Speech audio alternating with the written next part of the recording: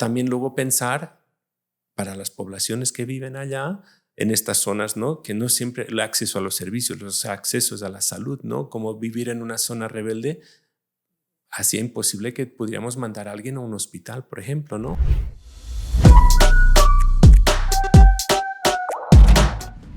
Atender la violencia que sobreviven personas alrededor del mundo requiere de enfoques multidisciplinares, llenos de retos y muchas cosas que no se ven tras bambalinas. Para hablar de eso, el día de hoy estamos con Joaquim Guinart, quien tiene más de 20 años trabajando en el campo humanitario y actualmente es coordinador de proyecto del CAI. Kim, muchas gracias por venir. No, gracias, Sergio, y agradecer pues la invitación y la oportunidad de compartir con ustedes y con las personas pues un poquito la pequeña experiencia de uno. La pequeña experiencia de 20 años que uno acumula, Sí. ¿no? Tú que tienes tanto tiempo, ¿no? Especialmente en estas temáticas de violencia extrema, quisiéramos saber qué te provoca a ti pensar en estas historias de los pacientes que pasan por el CAI. Mira, Sergio, una de las cosas que el primer pensamiento o la primera sensación que uno le viene en el cuerpo, ¿no? Es un poquito lo que no se ve, ¿no? Pensar en esto que las personas los vemos desde afuera, a cada una de ellas, ¿no? De una manera única, porque son únicas las personas, pero no sabemos las historias que cargan en sus hombros, en sus cuerpos, en sus memorias, en sus emociones. Y creo que es algo que siempre es encontrarte enfrente de una persona es una situación única, porque cada persona es única, ¿no? Y el trabajo que hacemos nosotras, pues es un poquito, pues, a partir de estos hechos que pueden, como el del testimonio, que nos pueden chocar, pero es ir hilando, ¿no? Un poquito ir buscando esto, ¿no? Estas heridas, estas situaciones que los podemos acompañar desde nuestras posibilidades dentro de la organización, ¿no? Como organización médica humanitaria, pues en la parte de física, salud mental, siempre con el trabajo de trabajo social, ¿no? Pero sobre todo es pensar, ¿no? Que tú la ves por primera vez y puedes saber algunas cosas, ¿no? Siempre, pero cómo haces ese camino para ir como encontrando, ¿no? Y pienso en otra imagen que me viene en la cabeza un poquito, es como si fuera una cebolla, ¿no? En el sentido que hay capas, ¿no? Supongo y imagino a todos los compañeros y compañeras que atienden a estas personas como en una primera consulta, en una primera atención, cuando los encontramos a veces pues con los equipos extramurales, ¿no? Los equipos de educación comunitaria, y no solo en el CAI, en todos los proyectos donde este primer equipo que pone la cara y que invita, ¿no? A crear esta confianza en las personas para que poco a poco, como volviendo a la imagen capa a capa, podamos no llegar a la última, porque eso es probablemente muy difícil, pero ir conociendo, ¿no? Irnos acercando, ¿no? Creo que es la primera imagen, quizá muchas imágenes, ¿no? Sí, no hay muchos sentimientos, por supuesto. Sí, sí, evidentemente, porque fíjate que esto es inevitable, ¿no? Somos seres humanos, entonces también hay muchas posibilidades de sentirnos conectados, vinculados en la situación de la persona, ¿no? Y eso sobre todo, aunque hablemos, no, somos profesionales, pues también tenemos que no olvidarnos que somos seres humanos, ¿no? Y entonces pueden tener situaciones personales, ¿no? Pero también estas afectaciones. Un ejemplo ahí para así, ¿no? Pero un poquito, pues me acuerdo un caso, ¿no? De una situación en que era otro proyecto, no era aquí en México, sino en otro país de la región, y escuchar la historia de una víctima, ¿no? Y sobreviviente de violencia sexual, pero en una infancia, ¿no? Y en ese momento, en lo personal, pues estaba en una situación también de tener un hijo, ¿no? Y en fue algo como, y mira que no era la primera vez de haber escuchado y con los compañeros, sin entrar evidentemente en detalles de la situación, pero te hablan, mira, hay un caso, ¿no? Y tienes realmente es una sensación, una emoción diferente, ¿no? Y eso no nos tiene que recordar que somos también, ¿no? Que estas proximidades, evidentemente tenemos que mantener cierta distancia para poder hacer entiendo, un trabajo profesional, pero que es inevitable, totalmente estas posibilidades de conexión, ¿no? Y que de nuevo, seamos de donde seamos cuáles sean nuestras nacionalidades, orígenes, historias, al final es esto, el encuentro entre seres humanos, ¿no? En situaciones de vulnerabilidad, de violencia, de dolor, ¿no? Eso creo, bueno, así un poquito genérico, pero creo que diría que es una de las posibles ejes o maneras de pensar lo que hacemos, ¿no? Y es un proceso, ¿no? Además, digo, ya dijimos varias veces, ¿no? Ujú, Que tienes muchos años ujú, en la organización, ahora eres coordinador de proyecto, que ujú. quienes no conocen es la posición Sí, directiva, ¿no? Por sí, definición en sí. ESEF. Pero ¿cómo tú llegas, ¿no? ¿Cómo empieza este proceso para convertirte en un trabajador humanitario? Sí, pues mira, como decías, soy de formación soy enfermero y luego pude estudiar pues, antropología. Yo en esto empecé un poquito desde, ya no sé, en algún momento antes de empezar enfermería, yo decidí estudiar enfermería, ya con este pensamiento de la posibilidad, sin tenerlo claro, de empezar a trabajar quizás en un espacio que me permitiera, ¿no? Pues pensar, no sé, o de apoyar a otras personas o ayudar a otras personas. Quizá un poquito sencillita la frase, pero eso, ¿no? Y entonces estudié enfermería, era algo que ya pues, estaba haciendo de voluntario en un hospital de mi pueblito. Entonces ahí empieza la historia, termino con 20 años de enfermería. Porque en aquel entonces pues acabé en esa edad y nada, y el año siguiente ya curso medicina tropical, ya bien un poquito más encaminado pensando en Médicos Sin Fronteras como una posibilidad, pero te solicitan 2 años de experiencia, pues que aunque hubiera trabajado de voluntario y luego ya como auxiliar de enfermería, pues no, y ahí dije, bueno, pues voy a hacer los 2 años de experiencia, ahí me enganché con antropología y nada, empecé pues un poco más adelante, empecé con Médicos Sin Fronteras, ya con más experiencia ya de gestión, por ejemplo, sobre todo desde enfermería, que enseguida gestionamos equipos y creo que fue una experiencia de vida que me ha servido y que quizás pues me ha dado la oportunidad, ¿no? Entonces ahí empecé con mis primeras misiones en Tanzania, luego en Sudán, ya, justamente hace un momento ¿Qué hablábamos. contextos eran precisamente nuestras Muy primeras bien misiones? diferentes. Estaría Sí, bueno sí. saber, Fíjate que sí. estas 2 primeras misiones le llamamos misiones también para las personas que quizás no conocen un poquito estos vocabularios de Médicos Sin Fronteras, que llamamos MSF, ¿no? Pero la misión es pues lo que diríamos, una misión es pues donde Médicos Sin Fronteras establece unas actividades en un país, ¿no? Y dentro de las misiones, como sabes, Sergio, hay los proyectos. Ujú. Entonces, esos 2 primeros proyectos fueron muy diferentes. El primero fue un proyecto en donde se empezaba a utilizar un antimalárico, un medicamento derivado de la artemisina, que es para el tratamiento de la malaria. Y se quería hacer justo con un acompañamiento por parte de Médicos Sin Fronteras, un apoyo para hacer los diagnósticos rápidos de malaria.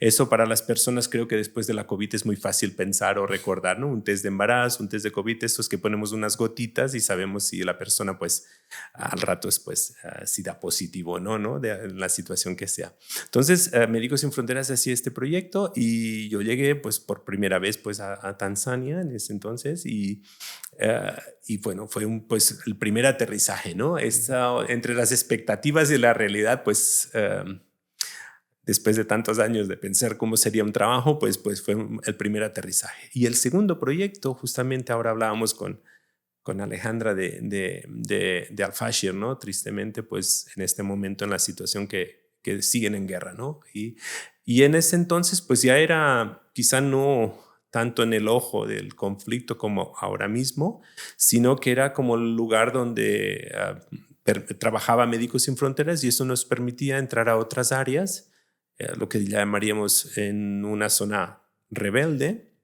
Entonces Médicos Sin Fronteras tenía proyecto en Al-Fashir y nosotros estamos pues en otra ciudad que era Kepkavilla y teníamos pues un trabajo en esta zona, ¿no? Y súper diferente, ¿no? Tanto evidentemente podemos hablar de los paisajes, de la comida, pero realmente creo que la gran diferencia que relevaría, ¿no? Aparte pues sí son los primeros proyectos, pero creo que relevaría el contexto, ¿no? De un lugar, digamos, sin conflicto y un lugar con conflicto. Yo creo que realmente sí, o sea, el Que ya es como la paisaje, primera gran exposición a la violencia, realmente ¿no? sí, ¿no? Y sí, justamente, ¿no? Como primer lugar donde estaban sucediendo, ¿no? Tanto los enfrentamientos armados, ¿no? Con heridos, con personas desplazadas en los diferentes campos o áreas, ¿no? O reagrupándose con familiares, eso es otra cosa. Y evidentemente o sea, violencia las tenemos en todos lados, como sabemos, pero un conflicto armado, ¿no? Una situación de inestabilidad social o política, el espacio que abre pues a estas situaciones de más violencia. Entonces creo que fue realmente las dos primeras misiones como un proyecto más regular, el otro también, lo que llamamos proyectos regulares son cuando Médicos Sin Fronteras establece pues actividades para 3, 5 años o más, ¿no? No tanto un proyecto de emergencia, pero sí la situación de conflicto. El tema de la seguridad, el tema de trasladarse, movilizarse, pues también significaba toda una serie de medidas, ¿no?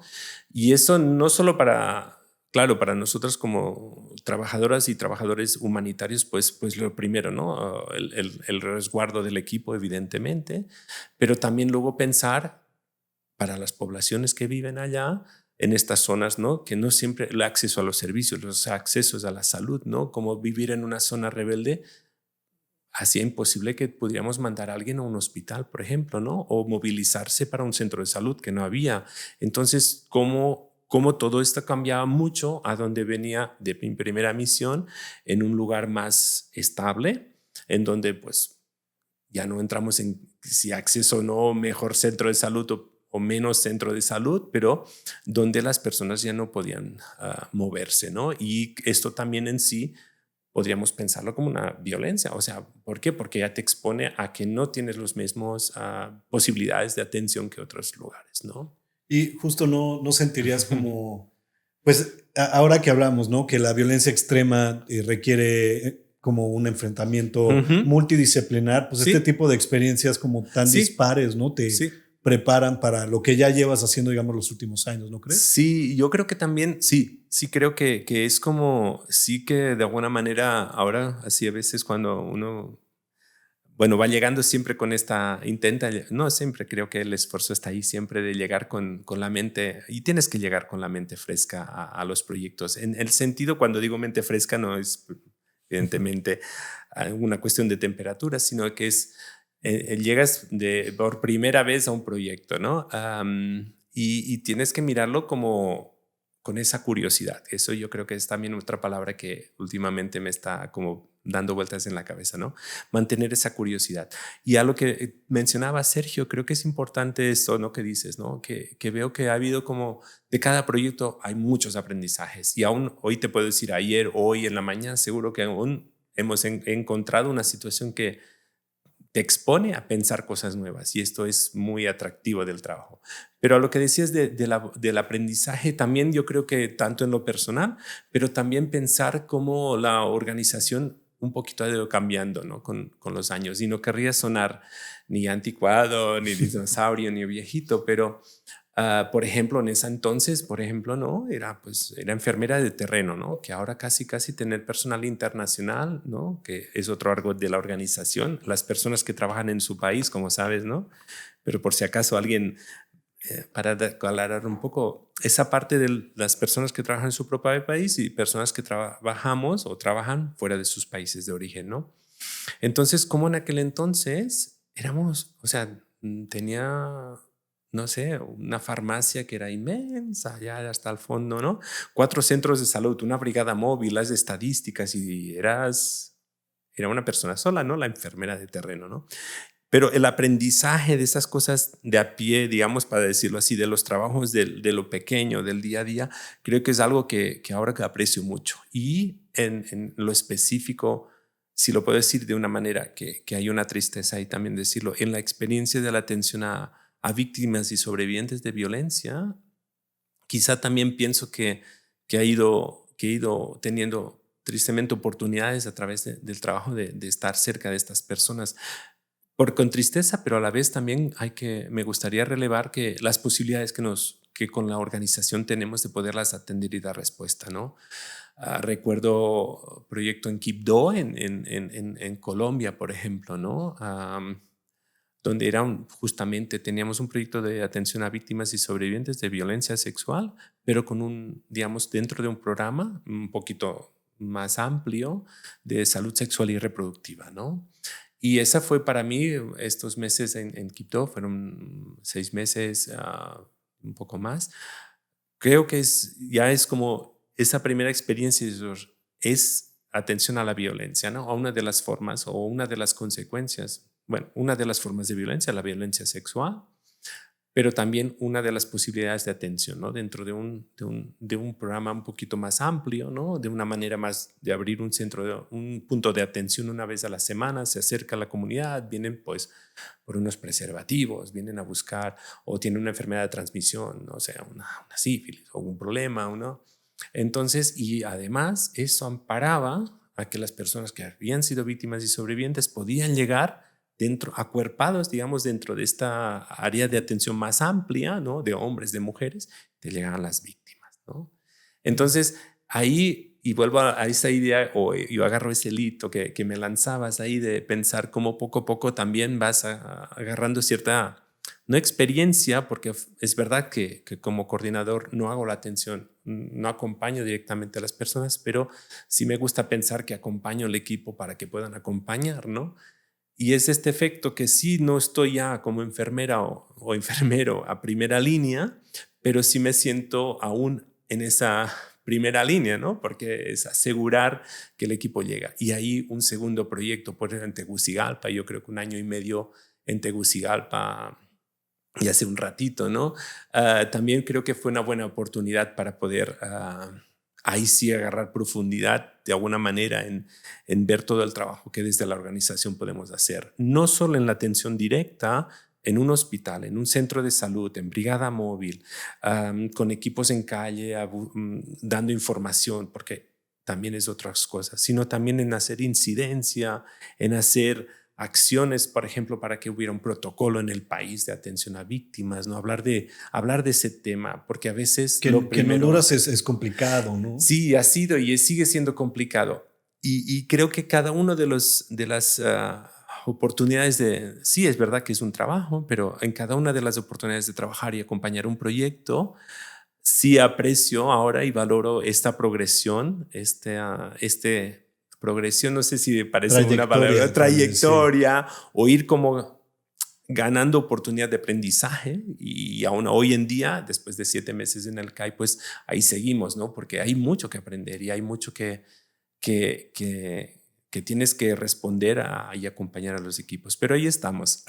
No, y justo llegamos al CAI, ¿no? Porque también me interesaba Sí, sí, saber de sí, no, tus no llegamos experiencias nunca. en Colombia, en Honduras, que ya nos contabas, pero el CAI es algo muy su propia cosa, ¿no? Recuerdo como una frase que me gustaba mucho de una psicóloga en uno de los múltiples materiales que hemos hecho, ¿no? Y que decía, no es sanar, sino reaprender a vivir. Entonces, en ese marco me Sí. gustaría que nos explicaras un poco cuál es Sí. la chamba, el trabajo que ustedes hacen ahí. Sí, sí, sí, porque fíjate que sí es verdad que hablaba ahora, venía de hablando de la atención a víctimas y sobrevivientes y esto está en muchos proyectos, evidentemente, ¿no? Donde hacemos atención primaria de salud, como un centro de salud, un hospital o donde tenemos estos equipos móviles, pero es verdad que el CAI tiene unas cuestiones más específicas, ¿no? Y bueno, agarrando lo que un poco que comentabas de la compañera, pues si no, curar es como, ¿sabes? No es es difícil pensarlo y creo que el comentario de la compañera, si no es revivir, ¿no? O sea, volver a ver cómo vives eso.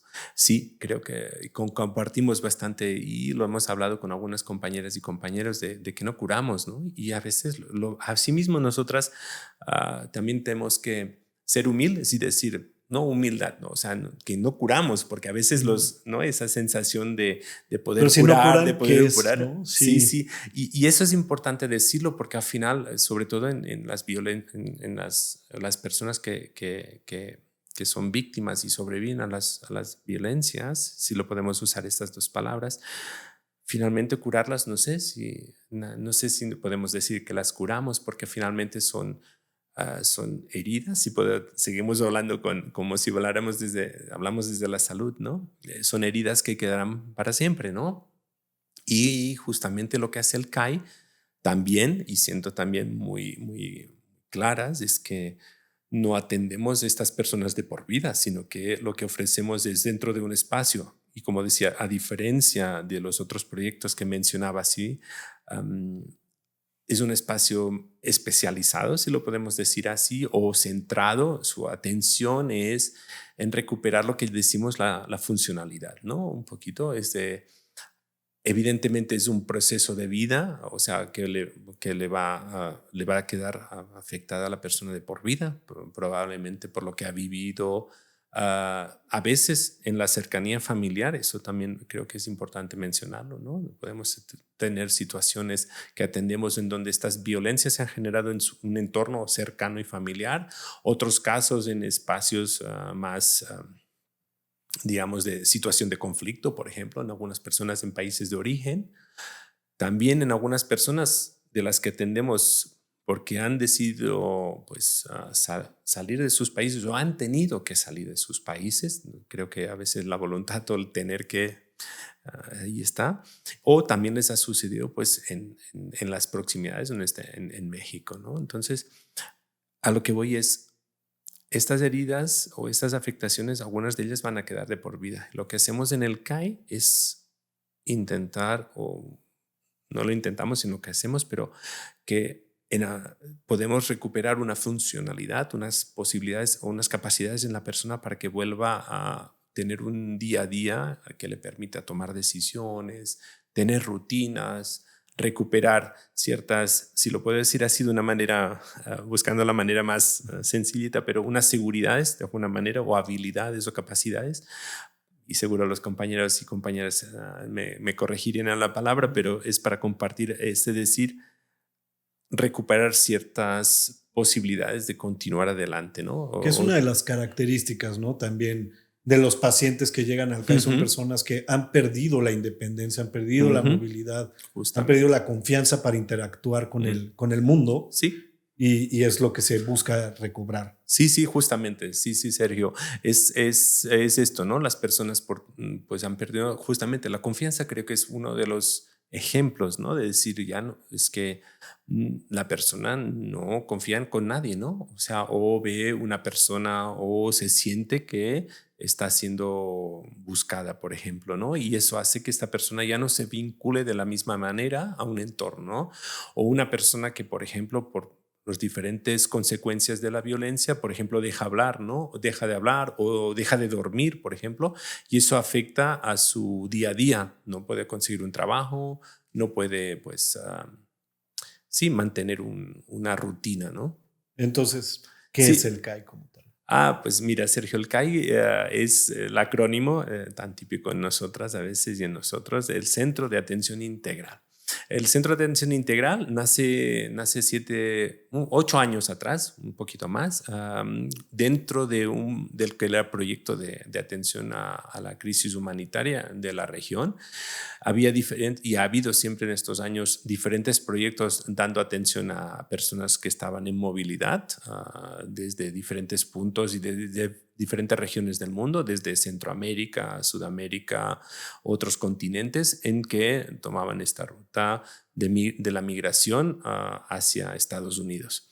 El CAI nace con el objetivo de viendo las afectaciones de las personas, ¿no? En estos puntos de atención que había en el proyecto, se toma como un espacio donde se podían atender un poquito de otra manera, ¿no? Con otros tiempos a estas víctimas y sobrevivientes de trato inhumano y degradante, violencia extrema y tortura.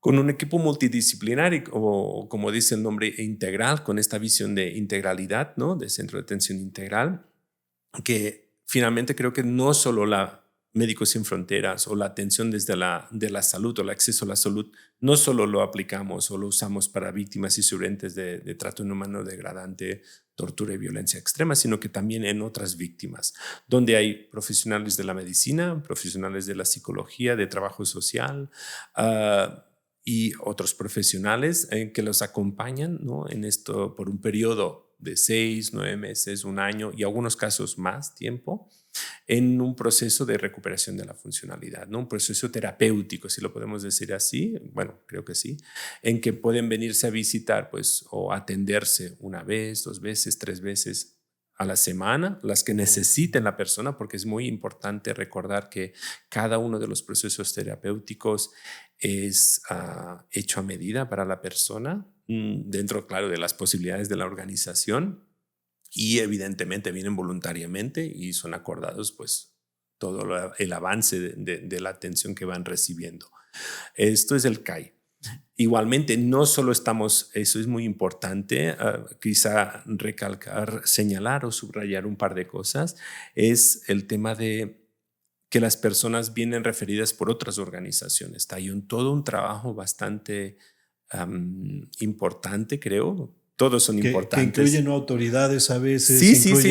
incluye abogados, Sí, despachos, sí. Mira, organizaciones. diferentes Ujú. organizaciones, tanto internacionales como nacionales. Y aquí podemos mencionar, ¿no?, pues desde organizaciones que trabajan por ejemplo, en lo que es el apoyo a personas que estaban migrando, por ejemplo. Y ahora voy a contar eso un poquito más. A personas que estaban en procesos, pues, con la Comar, por ejemplo, ¿no?, donde la misma Comar también nos refiere casos porque justamente también acompaña a estas personas o acompaña, sí, a estas personas que están, pues, pidiendo, pues, algunos, Asilo.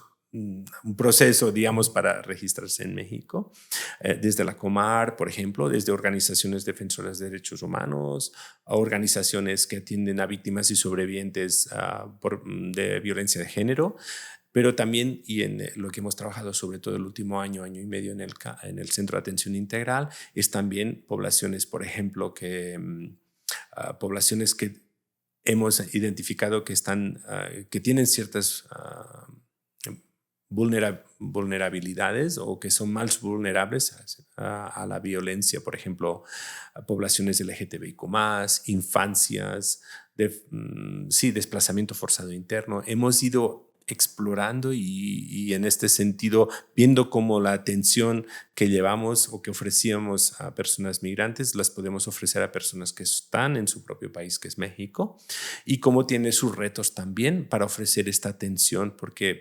la violencia extrema, el trato inhumano degradante, la tortura, no solo afecta a personas que están en movimiento, no solo afecta a personas que están en desplazamiento forzado interno, puede y afecta a cualquier persona, ¿no? Entonces, el Centro de Atención Integral hemos ido trabajando para identificar esas personas y vuelvo al trabajo con redes.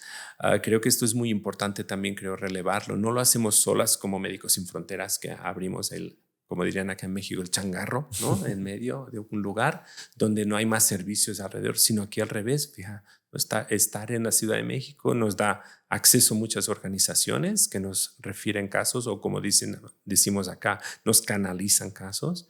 Es importante también que no solo nos canalizan, no solo nos vienen Paramédicos Sin Fronteras, que nosotras también y nosotros también referimos a estas redes, ¿no?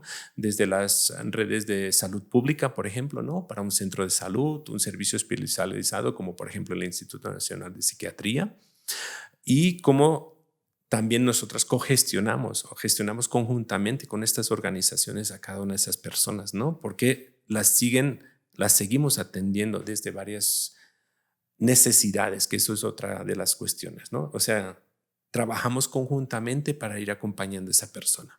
Y bueno, la violencia es algo que estamos aquí, está rondando, pero creo que también sería interesante conocer cómo tú comprendes la violencia o qué es la violencia extrema, ¿no? En cualquier caso, porque Ujú, pues violencia creo que lo pensamos de una manera muy abstracta. ¿Y cuál es el ujú. concepto que ustedes Sí, utilizan para tratarlo?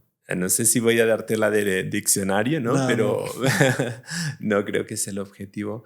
A ver, sí, a ver, hemos hablado y justamente en la conversación quizá hemos hablado o he mencionado algunos proyectos o sí, de Médicos Sin Fronteras en la atención a víctimas y sobrevivientes de violencia sexual, ¿no? Personas que han sido, por ejemplo, violadas, ¿no? Y aquí estamos hablando de infancias, de mujeres y de hombres también, ¿no? Claro, ahí es un poco difícil ahí quizás sacar podríamos irnos bueno, pues al diccionario, ¿no? Sí, pero creo que no sería tampoco muy útil. Creo que lo que debemos pensar en estas violencias extremas, ¿no? O estos tratos inhumanos y degradantes y tortura que podemos ir a las definiciones de, bueno, de diferentes documentos internacionales, pero al final lo que vemos es que las personas han vivido no solo o sí un episodio, pero donde hay unas violencias tanto hacia sus cuerpos, si lo podemos decir así, pero no solo siempre. O sea, no podemos pensar esa violencia como esa primera violencia física, ¿no? Un golpe, una agresión, sino que son muchas formas, ¿no? Tampoco ahora vamos a hacer, ¿no? Pero donde vemos que hay una exposición, a veces también el ver, ¿no? Violencias hacia otras personas, que pueden ser sus propios familiares o conocidos, o también otras personas, voy a hacer un ejemplo, Sergio, si puedo, es, por ejemplo, que ejecutan a alguien, ¿no? O tratan, bueno, golpean a alguien o lo están así torturando, ¿no? O sea, ver esa violencia en episodios, en riesgos hacia la propia vida o hacia la otra persona, creo que lo podríamos explicar así, o también verlo como, por ejemplo, sistemático, ¿no? O sea, podríamos ver que constantemente, por ejemplo, en lo que es el tráfico humano, ¿no? Donde pasas un periodo de tiempo, o el reclutamiento, cuando eres reclutado por el crimen organizado y te hacen ejercer violencia a otras personas, como sin querer entrar, pero como pensar en qué situaciones estas personas, y como decía antes, a veces hasta en el entorno familiar estas violencias extremas pueden suceder, ¿no? Que justo hablando del entorno familiar, no Ujú, necesariamente, ¿no? Pero pues para Médicos Sin Fronteras, quien sea que conozca, ¿no? La imparcialidad, la neutralidad son ujú, los pilares ujú, fundamentales del trabajo, pero tratar la violencia tan de cerca, la violencia extrema, ujú, pues conlleva unos dilemas, ¿no? ujú. Y precisamente por ponerte un ejemplo, ¿no? Pues cómo hace uno una atención cuando sabes que el agresor de la persona que estamos tratando, Ujú. pues está en Está su bien. núcleo familiar, está en su núcleo Sí, más cercano, ¿no? sí. Pues es otro de dentro de las muchas necesidades, y quizá creo que sería, quizás Sergio, en este punto, ¿no? Compartir un poquito en la complejidad de los casos, justamente, y creo que va muy a la par de lo que mencionas, ¿no? Una de las complejidades o de las múltiples complejidades, y por eso no podemos responder solas y solos como Médicos Sin Fronteras, ahí la importancia de la red, ¿no? Una de ellas es la protección a veces, ¿no? Y no, en la protección a qué nos referimos, ¿no? Entonces es, pues, primero apoyar, ¿no? Asegurar la salvaguarda de la persona, ¿no? Eso evidentemente está fuera de nuestras capacidades, por ahí el trabajo, ¿no? O digamos, nuestros principios, el objetivo de la organización, que es la atención médica humanitaria, ¿no? Lo que ahí es lo importante es ver de qué manera buscas la mejor manera de poder referir y poder asegurar esto para la persona, ¿no? Y evidentemente también si es una persona adulta, pues con su visto bueno, ¿no? Evidentemente. No es en eso, sí me gustaría señalar que también por nuestros principios, y nosotros garantizamos siempre la atención de las personas, sí que buscaremos la manera de atenderla, porque a veces pensamos que hay que poner una denuncia y eso no es a veces ni lo más seguro, ¿no? Justamente. Entonces, todo ese trabajo de caso por caso creo que es importante, y este es un buen punto, ¿no?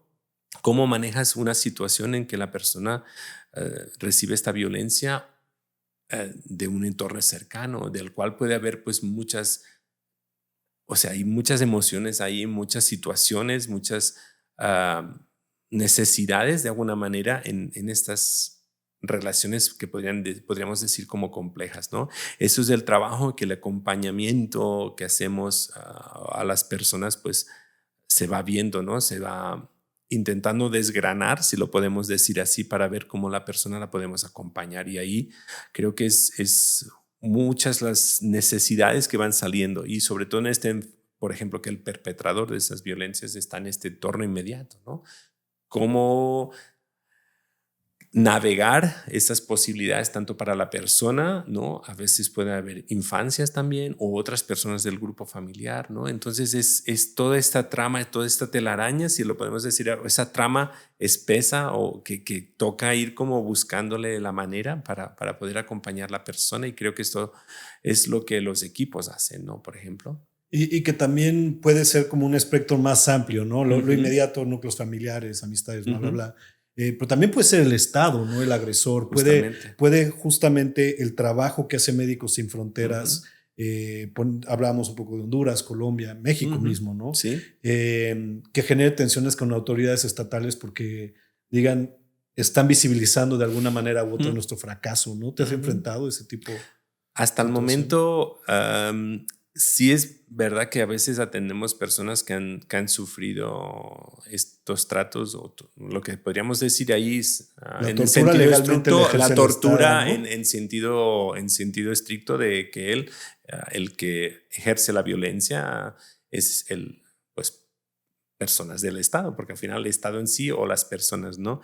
Sí hemos atendido y atendemos a algunas personas, y donde evidentemente, a ver, no, sí también es un trabajo con, además, no lo hacemos solas de nuevo o solos de nuevo, sino que son organizaciones que atienden a estas personas, ¿no? Tanto del Estado como también de la sociedad civil. Entonces buscamos este, este acompañamiento, ¿no? Y sí representa unos retos a veces un poquito, a considerar otros elementos. No diría que son más complejos o menos complejos, porque igualmente cada caso, como decíamos, creo, o he intentado decir antes, son únicos y son a cada persona en lo que podamos acercarnos, pero sí que también recordar que a veces los riesgos para la propia persona, ¿no? Del ejecutor o del perpetrador de la violencia o perpetradores de la violencia, en que pueden seguir buscar esa persona, por ejemplo, ¿no? Y ahí también hay todos esos elementos de protección, pero también de cómo, de nuevo, y no siendo usar la palabra navegar, pero en el sentido de cómo vas buscando la mejor ruta. Esta es la imagen que creo que me gustaría que quedara en la mente, ¿no? De cómo que vamos trazando el camino, ¿no? La atención a esta persona. Y como además esto es importante también decirlo o mencionarlo, Sergio, no solo es un camino como si pensáramos para arriba, hay muchas situaciones que en estas personas vemos que vuelven a ser víctimas a través de una víctima, de una agresión, de una amenaza, de un mensaje, donde se revive y nos, o sea, y caminamos atrás, si lo pudiéramos decir, es en ese proceso de acompañamiento. Creo que es algo también, sin querer entrar de nuevo en el detalle de un caso, pero no siempre es una línea recta y pa'lante, si lo puedo decir así, sino que un evento, un mensaje, hay personas que además siguen muy expuestas con muchas vulnerabilidades, ¿no? Una persona que vive en un albergue, una persona que vive pues con dificultades de un trabajo, por ejemplo, esto la expone a muchas necesidades, una necesidad económica que cómo la resuelve, a una necesidad de alojamiento que no consigue solucionar, ¿no? O que está en un, por ejemplo, en un espacio con otras personas, ¿no? Y como esto también la sigue exponiendo a otras violencias, ¿no? Y eso también lo vemos, o sea, a personas que han estado, por ejemplo, en tráfico, ¿no? En trata de personas, ¿no? Y cómo hay estas vulnerabilidades, como siguen ahí siempre latentes, ¿no? Es como esta sombra que está siempre allá, ¿no? No es que sucedió, ya me sucedió en mi país de origen o en la ruta y no me va es que no, es que el que te vuelva a suceder está ahí y es, no sé cómo y te golpea, o sea, y afecta y les golpea, o sea, y la vuelven a vivir esa violencia y sí, mira, la piel de Sí. gallina, ¿no? Porque realmente es esto, ¿no? Eso no es, ya me pasó y ahora es, venga para adelante, ¿no?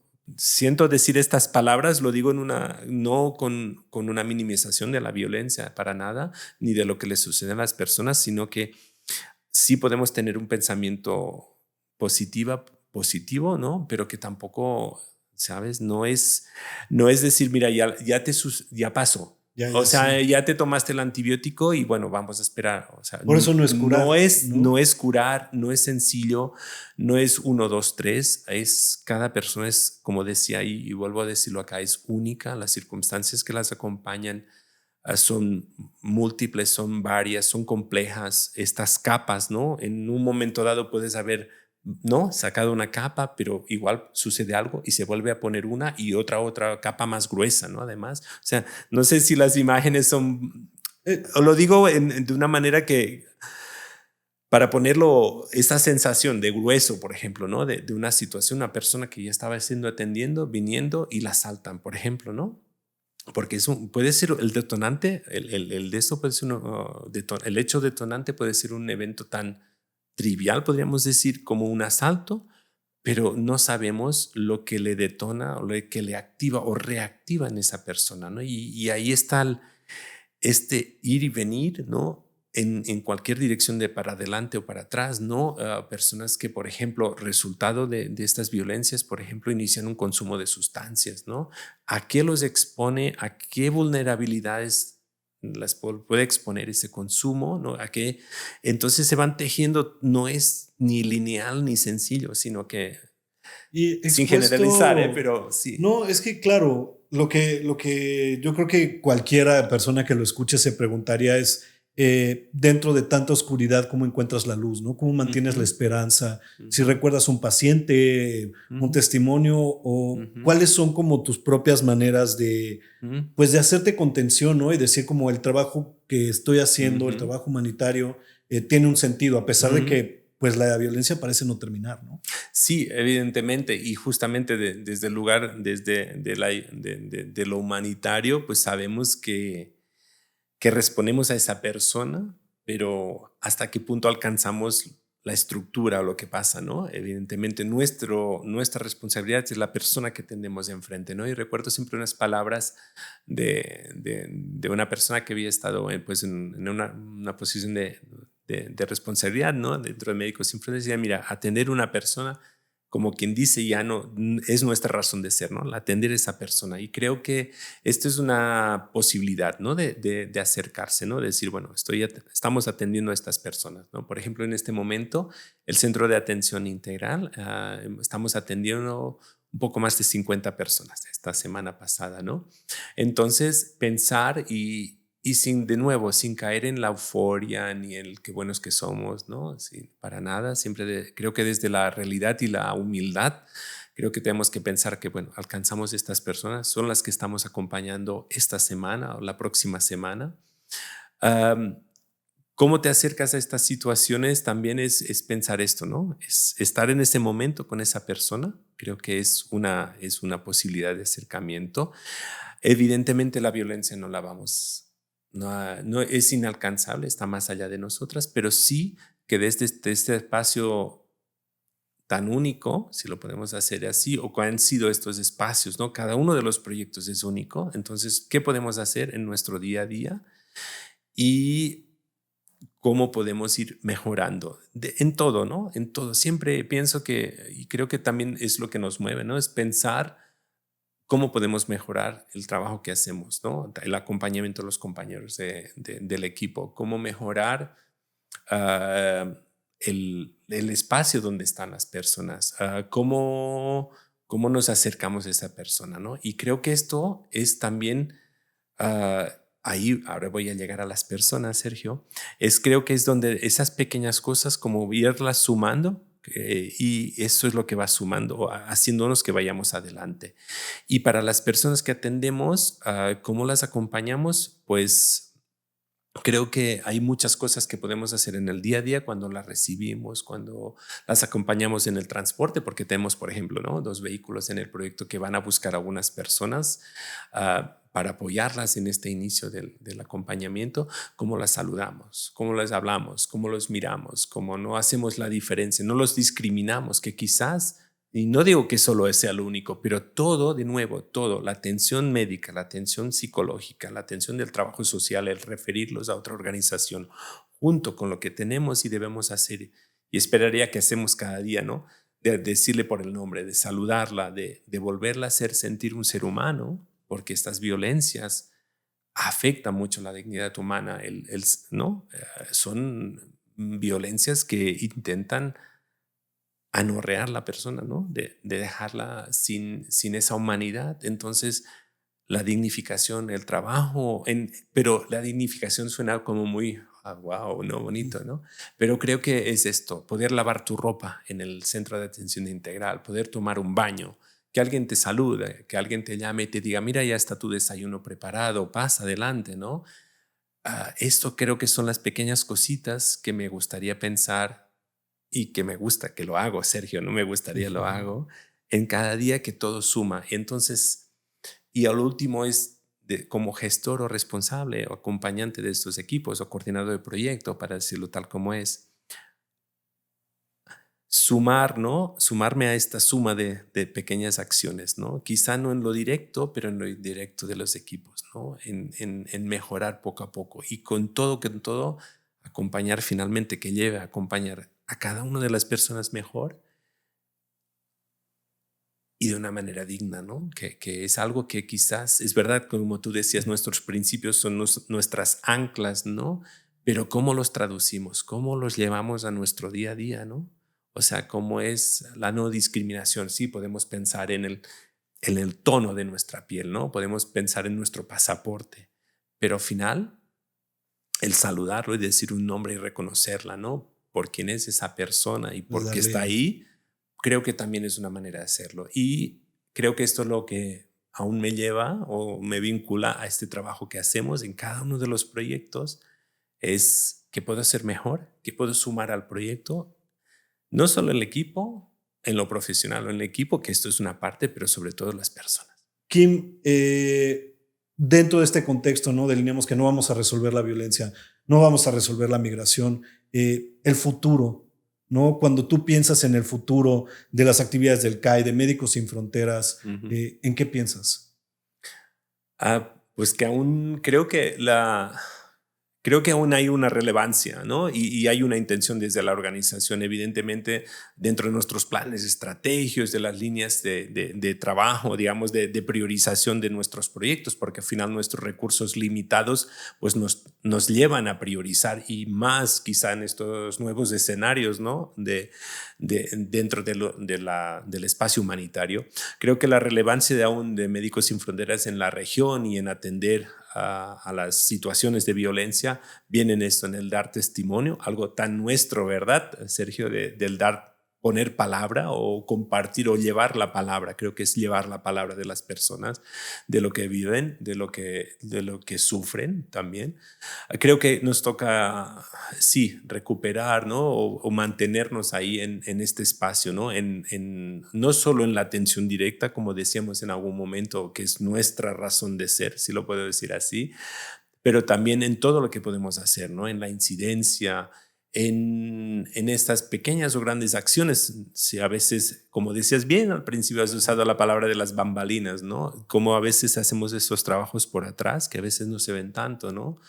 O como hemos visto en otros lados, de pedir un protocolo para que realmente se estructure la atención. Creo que viene en esta parte, viene en el seguir estando, aunque sean 2, 3, 5, no importa el número de proyectos, sino que es las voces, ¿no?